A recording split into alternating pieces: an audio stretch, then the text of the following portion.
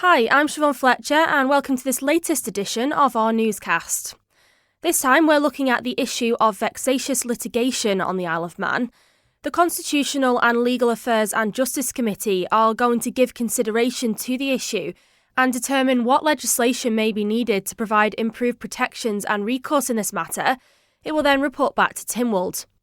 This all follows a petition submitted to the court on Tynwald Day this year by Manx resident Mark Cleator, which has been picked up by his MHK, the representative for Middle, Stu Peters.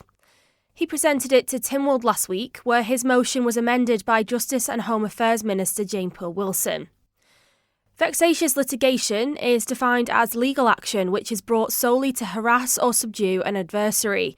In the UK, vexatious litigants are forbidden from starting civil cases in court without permission, but no such legislation exists here. That's something Mr Peters told gathered members last week that needs to change. Let me briefly explain the context. In simple terms, Mark was gifted a piece of family lifestyle land, a small field, by his father. He held the deeds and clear legal title to the land, yet still a predatory individual chose to attempt to take that land, quite legally, using our adverse possession laws. Mark, of course, defended this, but ran up eye-watering legal bills from advocates. The trouble is that his opponent, albeit in this case through a proxy, is no stranger to our legal system as both litigant and defendant, and is a wealthy man who, along with his advocate, has become expert in Manx adverse possession law, with the means and inclination to spend apparently limitless amounts of money in achieving his aims. He appears to ruin lives as a perverse hobby. Mark is not his only victim. Other constituents who have reported similar aggressive legal actions, and speaking to Key's colleagues and looking through online judgments, I'm aware of many, many more. In fact, one of our deemsters noted that, in view of his frequent appearance as a litigant in the courts, including as a claimant, I would in any event have taken a lot of persuasion that he finds the process particularly stressful. In another case, the deemster said, "My impression of the claimant was that litigation of this kind is not simply a consequential hazard of being a sizable landowner, but something he pursues with alacrity." In the last administration, the Constitutional, Legal Affairs and Justice Committee, under the chairmanship of my constituency colleague, investigated the issue of adverse possession, including considerable evidence from my constituent Mark Cleator, and concluded that changes needed to be made, not least to the registration of land ownership, to make the defence of an adverse possession claim more robust. As a current member of that committee, I'm unhappy to report that little progress appears to have been made. In 2021, the CLADGE Committee expressed its gratitude to Mr Cleator for his evidence, and a lengthy debate ensued in Tynwald where members expressed great empathy but said that nothing could be done to overturn a lawful court decision. Whilst I won't go into the details of the case, and as in most legal matters there are nuances, misunderstandings and probably mistakes made by the defence, the upshot is that Mark's family relationship has now broken down under the stress of this constant attack. His work has suffered because he's had to spend a disproportionate amount of time defending something which was quite plainly his, and Mark's family home has now been arrested by the coroner in respect of outstanding court costs. I should also add that the family home has been significantly adapted to accommodate his profoundly disabled daughter, who is also at risk of being kicked out on the street at any time because someone has used his wealth to weaponise the legal system and won.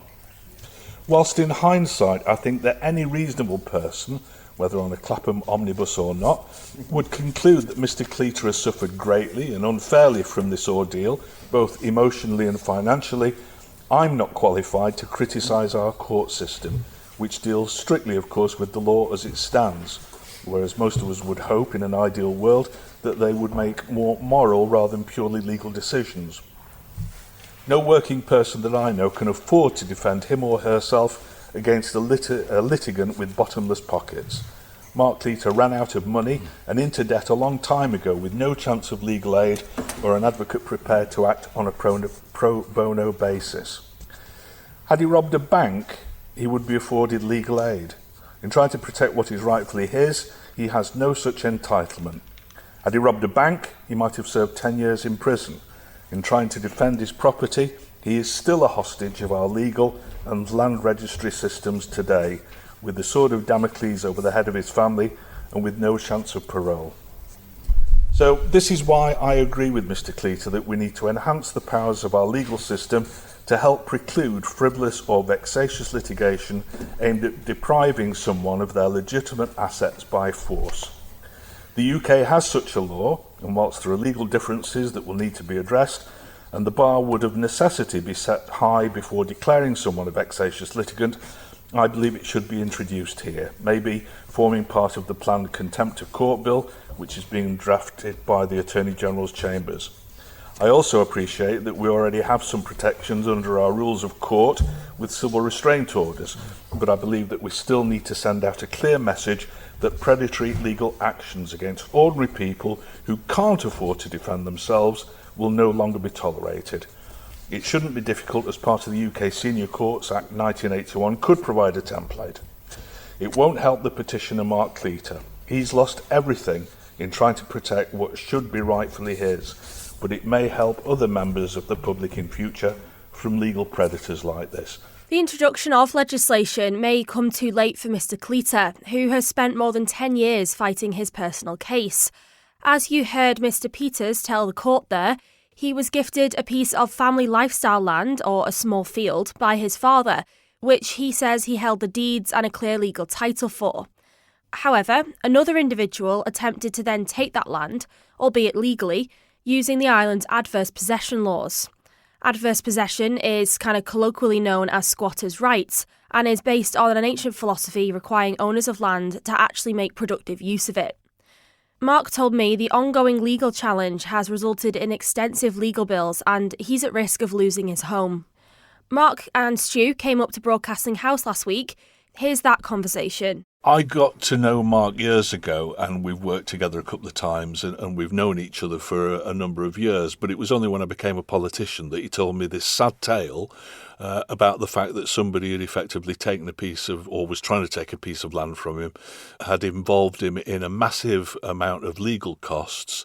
And this is just an ordinary working bloke who's going about his business and then has to fund, the legal profession, or so it seems, and not terribly successfully. And so Mark told me about that once I'd been elected, and I looked into it and I realised that, Mark told me that I think before I was elected, Constitutional, Legal Affairs and Justice Committee looked into adverse possession, which is what happened with Mark. And we've talked about it since. Mark presented a petition to Tynwald this year about vexatious litigation. So I can't remember the exact definition of what a vexatious litigant is, but it is somebody who is trying to weaponise the legal system to achieve personal gain at somebody else's expense and is relentless in their attempts to do that. So I thought it was good legislation for us to have on the Isle of Man. We don't have it. They do have it in the UK.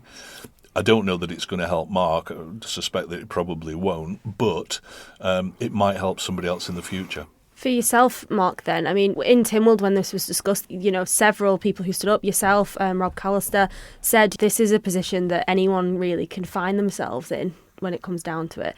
I guess for you, what's it been like to go through this whole process? Well, I've spent probably a quarter of my working life having to deal with this situation. So it's been going on for more than 10 years now. I actually made a petition in 2019, so this is the second petition for the same purpose 4 years later. So Stewie has made a very good presentation, and I think something will happen now. I'll certainly be monitoring it. Once you dip your toe in and you start to look into what's going on the Isle of Man, my circumstances led to meeting other people, quite a few other people, and I then actually did reach out to anybody I saw on the court listings who looked like they might be suffering something similar, and I discovered a common denominator. So it was very obvious what was going on when you look at the judgments, when you look at the past. So I have my own view about how judgments should be made and the way that previous history should be actually considered before a judgment is actually made. So if I can see that, I don't understand why the legal system or our deemsters basically aren't able to exercise powers in order to stop this kind of thing happening. If they took into account previous actions and how many times said person was actually in court, a different position really ought to be taken. It's very obvious that people are having their lives ruined. Mine has been completely changed, that of mine and my family. It's completely different now, and I'm quite sure it's happened to others. Even 20 years ago, Tynwald were discussing the same situation, and unfortunately it just seems to get pushed off down the long grass as new administrations come in. I'm absolutely determined, bearing in mind it's 4 years now since I previously put a petition in referring to vexatious litigation. I really think things should happen a little bit quicker. This now, through Minister Jane Poole-Wilson's amendment to the motion, is now going towards a committee to look into what can happen. Constitutional, Legal Affairs and Justice Committee, which I'm a member of, and it's been looking into adverse possession during this administration, so it does make a lot of sense that we are tasked with coming up with some solutions or some potential solutions to this. And are you hopeful then that you will be able to come to some conclusions that can then be brought back to Tynwald? Oh, yeah, obviously, absolutely. with yourself on the committee as well. Yeah, I've got no question about that. The committee will come back with recommendations and then it's up to Tynwald to vote on them. And I can't imagine anybody voting against them, to be honest. Mm-hmm. Because what we're looking at, I mean, we're talking about Mark's case in particular, but the fact of the matter is that my real interest in this is that it seems that in the Isle of Man, maybe in other places as well, somebody with very deep pockets can weaponise the legal system. I'm not suggesting, and Mark's not suggesting, that anything's been done illegally. In his case, it's all been done to the letter of the law, but it means that somebody who can keep on paying advocates to keep delaying things or coming up with counter-arguments or, spinning things out, can run somebody, an ordinary working chap like Mark, out of money to the point where people just say, oh, well, you know what, I can't afford to carry on with this, so you win. In Tynwald last week, Jane Poole-Wilson amended Mr Peters' motion to basically make sure that the committee would look at the issue, rather than just having Tynwald note the petition and support introduction of similar legislation. In a statement to Manx Radio issued following the sitting, Mrs Poole-Wilson said, "We recognise the importance of having the appropriate protections in place to prevent residents from vexatious proceedings, actions which have no basis in law or occur when someone habitually and persistently pursues proceedings against someone, causing inconvenience, harassment and expense. Currently, in the island, rules of court provide the High Court with some powers, including civil restraint orders, to deal with vexatious proceedings. Unlike the UK, we do not have a statutory power to allow the Attorney-General to apply for an order to restrain vexatious litigants, except for a provision in our Equality Act which only applies to the Employment and Equality Tribunal.